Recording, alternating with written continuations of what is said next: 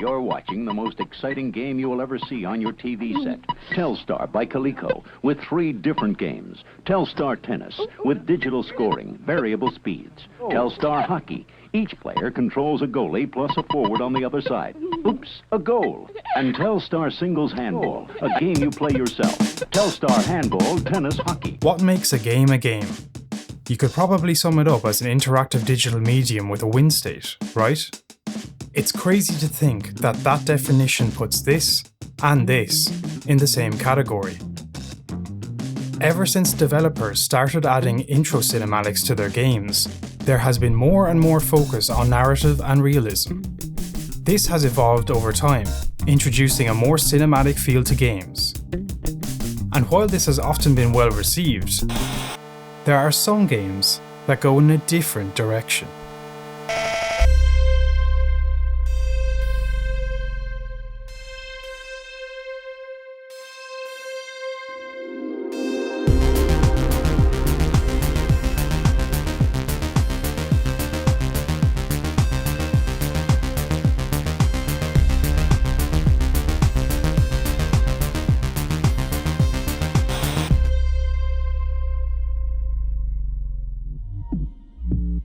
Hotline Miami is a pointed and deliberate backlash to the big-budget cinematic games that dominate the market even today. It is pure, skull-cracking, bloodletting, mind-bending, arcadey fun. Developed by Devolver Digital and released in 2012, Hotline Miami came at a time when consumers were very much aware that the lines between games and movies were being blurred.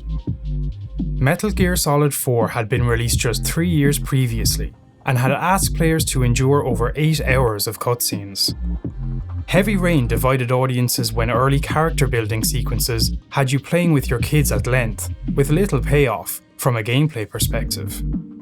And while not as popular, Asura's Wrath presented a gameplay cutscene ratio of roughly 1 to 3 hours, drawing comparisons with some of the more indulgent anime series. If there is exposition in Hotline Miami, it isn't because there are essential story elements that need to be learned. It's just a brief respite, a few minutes relaxation before jumping back into the fray. Independent games had slowly been gaining popularity thanks to the arrival of Steam in 2003 and Xbox Live Arcade in 2004.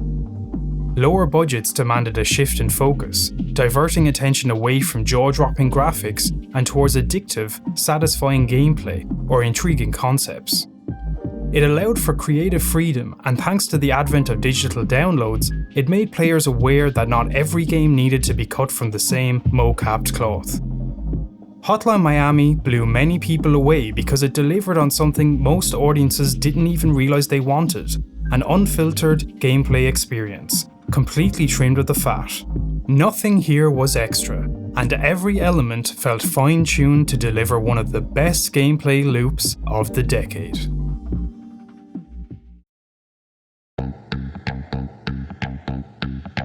Turn a corner, die. Turn a corner, die again. Turn a corner, throw away your gun, garrote a guy, die.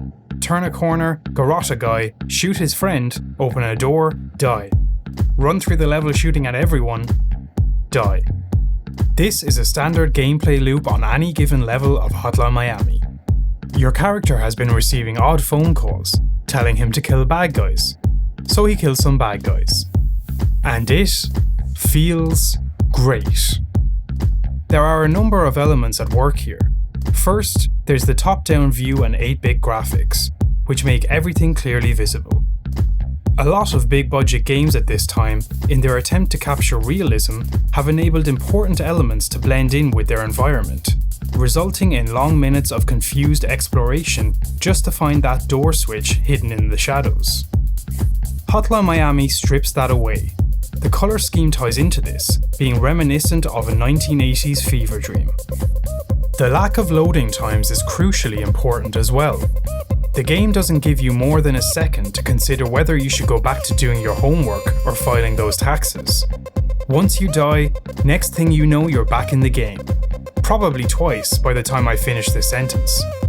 The levels themselves are also small enough so that you're never very far away from where you just had your head blown off. If you wanted, you could be back there in less than 10 seconds, but you'd probably have about 9 Uzi-wielding gangsters on your tail. The level design doesn't provide a lengthy experience. It's the 93 deaths before victory that do that. Difficulty is key here, and it is more finely tuned than you might think. It's relevant that none of the enemies in the game instinctively know where you are when the level begins. It gives you the time you need to think, how am I going to do this? Meaning you can make the first move. Guns are obviously the safest route, but they attract attention and are less useful than melee weapons once you're out of ammo. A shotgun packs a lot more punch in close quarters, but isn't a great option when you're trying to pick people off from afar. You can knock someone out with a door, but then you have to decide whether to take an additional second to finish him off, or clear the rest of the room and hope he doesn't regain consciousness before you're finished.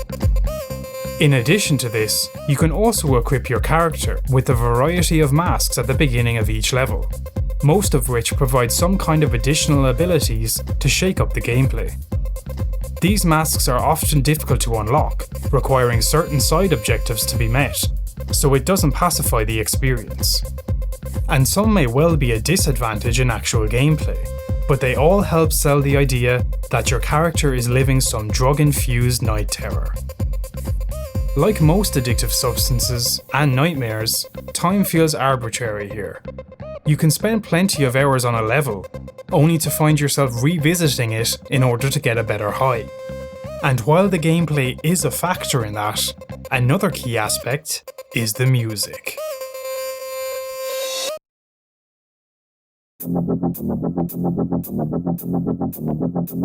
Akin to the game's visceral and unrelenting action, the soundtrack to Hotline Miami is equally as powerful. The score mostly incorporates synthwave, a genre defined by the best of 80s synth music, but with modern dance music production. Denaton Games reached out to mostly new and small-time producers for the game's soundtrack, using tracks by the likes of Perturbator, Moon, and Scattle, who in turn have garnered worldwide success and recognition due to the popularity of the franchise and its soundtrack. The punchy, driving force of the music does well to propel Jacket on from room to room, dealing swift death with every corner turned, and is a big contributor to the aesthetic of the game, it being set in an alternate timeline of the late 1980s. No two levels feature the same track either, with each stage being given its own distinct sonic edge. This personality was a huge incentive to just play one more level, if even just to hear what the next piece of synthy goodness might be. The tracks used are modified from their commercial versions to seamlessly loop on end forever. This allows there to be no break from the atmosphere of the game when paired with instant restarts of a level after death. Perhaps again fitting with the theme of Jacket's nightmares, it has been cited by many reviewers as being almost trance-like in its nature, and is somewhat more subdued than that of the game's sequel, which while also comprised mostly of the synthwave genre, takes a heavier and darker approach. The success of the synth-heavy soundtrack from both games in the franchise, as well as the story setting, went on to inspire the soundtracks in many games to follow. Perhaps not always in the same looping, trance-like fashion, but most certainly helping to create an aesthetic and ground the player in a game's world. The popularity of synthwave soundtracks also gave artists around the world a chance to have their music and brand noticed. Most certainly one of the most iconic features of the game, and arguably one of the reasons, along with the movie Drive, for synthwave as a genre to gain so much popularity in the years following. The synthwave soundtrack to Hotline Miami is both standout and right at home in this top-down shooter by Denaton.